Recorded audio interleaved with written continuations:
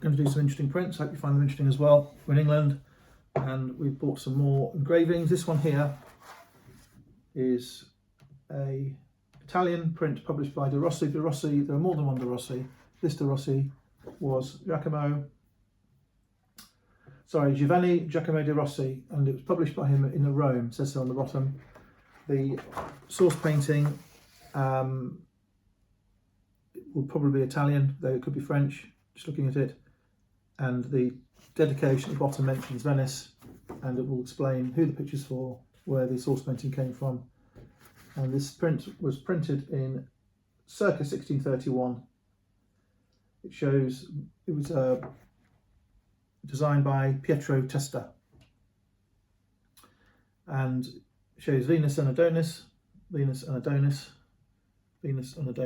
There is a dead boar they've just hunted. They have killed a boar. There are hunting dogs. There is a putty holding the spear they killed the boar with. There is a lot going on in the background.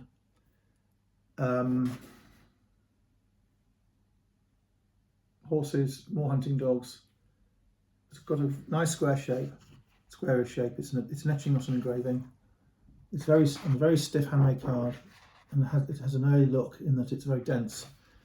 The margin has probably been trimmed slightly, but not a lot. Okay, that's the first one. This next one is a strange print. It is a strange print because it shows flagellants. This is a French print because it says in French, procession des disciplinants. Procession des disciplinants, which means the march of the faithful, all the flagellants, and it shows a northern French town because there are pitched roofs.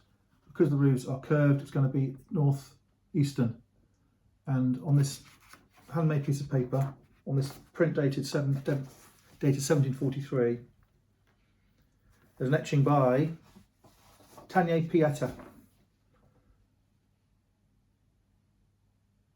It says it on here. They've Pietro Tanier. They've done it. It's on my internet the wrong way around. Sometimes on these attributions they use a surname first, so people can find them. So it shows a very long, winding procession of clergy in official outfits. They're all clergy.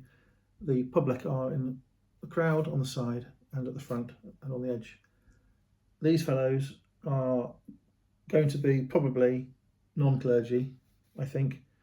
They are flagellants. They are whipping themselves with a cat of nine tails with blades on. So they are whipping themselves and hitting themselves to cut themselves, to bleed.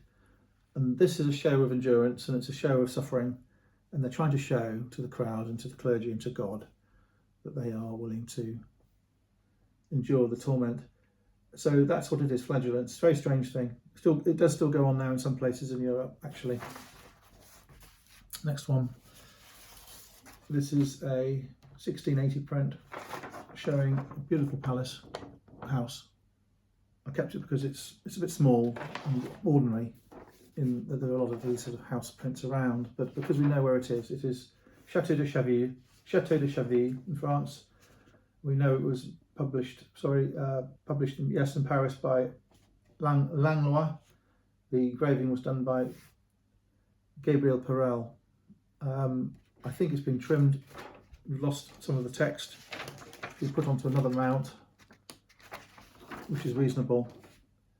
The pencil work will come off because a dealer's just written something on it. I can't read it. It's a very nice house, and it shows the outbuildings, the formal gardens at the front. It shows a ditch. It shows a busy street scene. Okay, next we're going to do a handful of French early 19th century engravings of architectural plans. So we bought these in the job lot. This shows a theatre from the 30s, from the late 18th century. I think the print is slightly later. There was a time in England when there were a lot of these which reproduced and nearly every hotel you went into, or restaurant or private house or gift shop had architectural prints on the wall for sale or on display. They would have urns, they would have gateways, they would have triumphal arches, they would have plants, botanical plants, they would have vegetables with the Latin descriptions on. And because of that, because there's so many, everyone was turned off by these. So we managed to buy these lovely originals, and they're quite interesting things. They're all French, some are hand coloured, and because they're titled, we know where they're from. The ones I'm interested in particularly are these at the end. That's a nice house. So this one here shows the botanical garden at near Brunoy, near Paris, and it shows a greenhouse, a glass house. And this was for two things: growing hot climate produce like pineapples, grapes, figs, oranges, exotic things.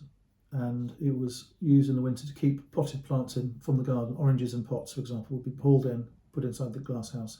The glass house had heating, underfloor heating and underwall heating, and there was a basement to help the heating. The glass faced the south. At the back there was a wall to retain the heat. This thing was built in an ornamental garden, and the produce was for the table. That's what it was for. It was not royal, I don't think, this glass house, but it was for the well-to-do in that neighbourhood. Next one. This is again titled, so we know where it is from. It's a very handsome thing. It shows a a stately home in France, which is called Chateau de Montmoussard, which exists, and it's the same now as it was when it was built. And because we know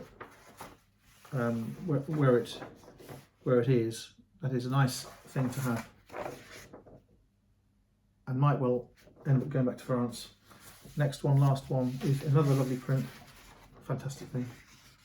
This shows a design for the interior of Pavillon de Bagatelle, which is a small house, a small palace in the Bois de Boulogne, which is a garden park in Paris, and it shows the stucco and plasterwork for the interior, the doors, the mouldings, and again, lovely thing, quite big, decoratively quite good. And you can imagine how nice it would be if you lived near the Pavillon de Bagatelle, how nice it would be to have this thing on your wall. So these things have got a purpose, and we'll carefully market those at some stage. Okay, hope that's been interesting. Thank you.